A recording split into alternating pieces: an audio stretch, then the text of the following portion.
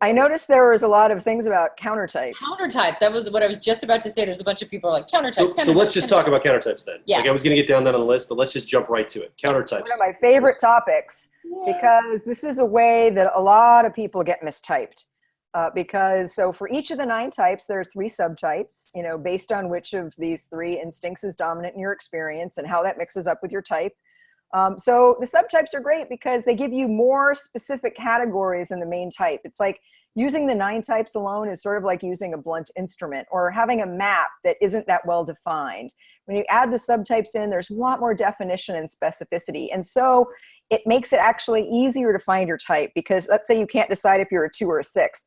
If you look at the 3 subtypes of 6 and how those are described, you can be like, do I fit in one of those 3 categories? Versus if I look at the 3 subtypes of 2, usually you'll be like, I don't really fit in any of those 6s, but oh, there's one over here in 2 that exactly describes me.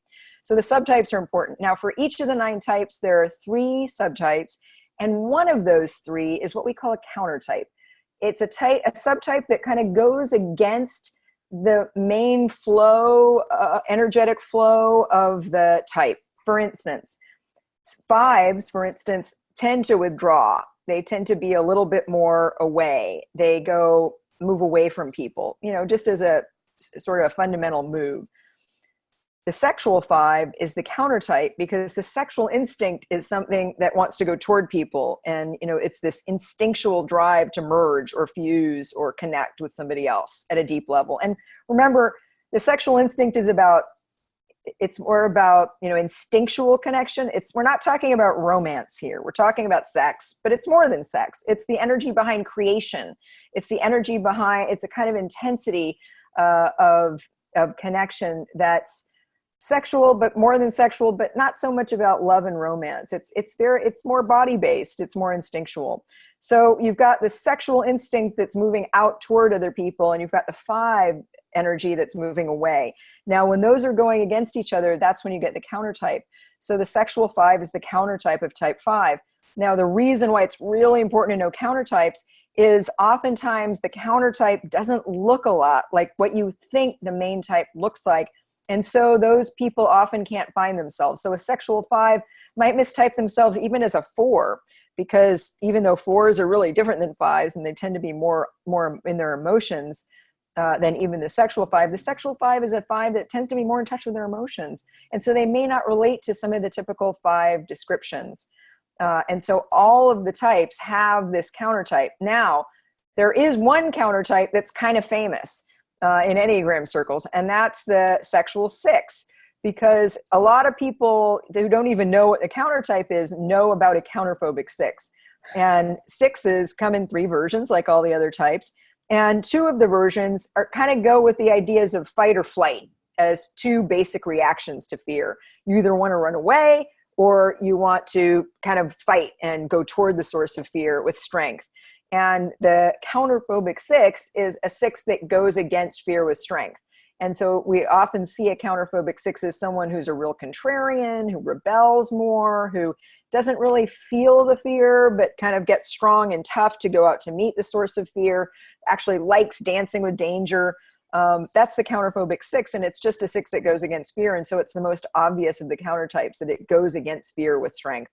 But every type has a countertype. And if you're one of those countertypes, it could be likely that you've struggled to find your type, or you've been mistyped as another type completely, because a lot of Enneagram teachers and writers don't even know about some of the countertypes, because unfortunately, some of the even really, really good Enneagram teachers out there in the world haven't been very open to new ideas about the subtypes. They kind of want to keep teaching what they taught before. And in my view, the Naranjo version is it's just more complete. There's more information there. And so when I learned it, I was like, whoa, the subtypes thing, like this version has so much more than everything else, including the countertypes. And so some people who don't know the Naranjo version don't know the countertypes, and they mistype people because they don't know what a self-preservation 4 is, because there is no self-preservation 4 in the 9 types or in a lot of versions of the subtypes. There's no social 7. which is a 7 that looks like a 2, a 7 that goes against gluttony and wants to sacrifice their desires for an ideal of service. So social 9 is a type that gets mistyped a lot because they look like a 3 or a 2. So it's really important to know the countertypes. So I'm really glad that a lot of people are asking about the countertypes, because it's really good. It's important to know, especially if you're still looking for your type, or if you're someone who helps other people, even your friends, find their types, because it's something that not everyone knows about, that sheds a lot of light on, even when people do find their types. You know, if you're a 3 that didn't relate to the description of this, the normal type description is all about social 3 and not about sexual 3 or self-preservation 3. Now, self-preservation 3 is the countertype. It's a 3 that wants to look good and have a good image and be really successful, but feels kind of embarrassed about wanting to look good and thinks it's kind of bad form to brag, because they want to be good and not just look good. They want to be sort of morally good. And so they feel uncomfortable self-promoting, and they feel uncomfortable with recognition sometimes. Even though they want it, they feel uncomfortable wanting it. They feel uncomfortable being competitive with others. So the self-preservation 3 won't relate to a lot of the typical type descriptions. And so one of the things that gets me going is when people treat the Enneagram superficially. And I think not knowing the subtypes and not understanding the countertypes is sometimes when people think they know the whole system, but they just don't. Can we do just a really quick, can you tell us what the countertype for each type is, just really quickly? We'll start with You don't have to do description. Just Yeah. So for 1, it's a little bit tricky because it's sexual 1, but it's the only one that actively expresses anger. So the other 2 ones, you know, the passion of the type 1 is anger, but the other 2 ones kind of suppress it. But the sexual 1 is more openly angry. They're the one that feels like it's not wrong to be angry. And the anger flows in them more. Now, they sometimes suppress it, but some of the time they don't. So the sexual 1 is the one for the ones. Self-preservation 2, I'm the countertype. And sometimes people have told me I don't look like a 2, or I'm a little more 6-ish. Self-preservation 3, self-preservation 4, sexual 5, sexual 6, social 7, social 8, and social 9. So there are 3 of each. Can I say a little bit of something about Enneagram Roadmap and how I think it's the perfect accompaniment to what I spend a lot of my time doing live? My business partner and I offer live inner work retreats. You know, we offer them mostly in San Francisco, London, Cairo in Egypt, Sao Paulo, Brazil, and coming soon, China. And in those inner work retreats, we do deep work with the Enneagram. But we don't really teach the basics. We kind of get right into the deeper work.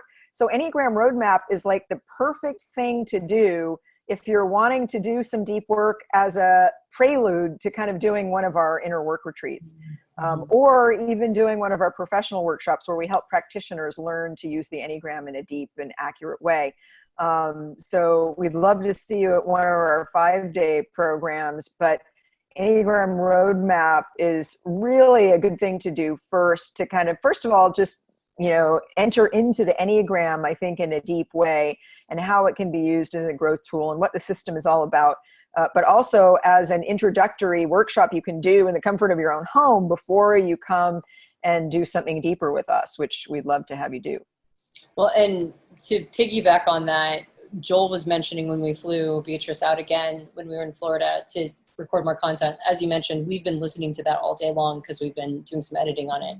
And I had forgotten how good those conversations were, because we were talking about things that, we were talking about instinctual stacks.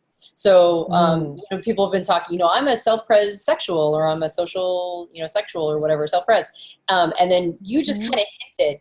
And then we have the ones that's repressed, right? And in the Enneagram Roadmap, the content that we were creating, you mentioned how it was like a beach ball underneath water, that we do an elaborate balancing act to try to repress it and push it down so we don't have to see it.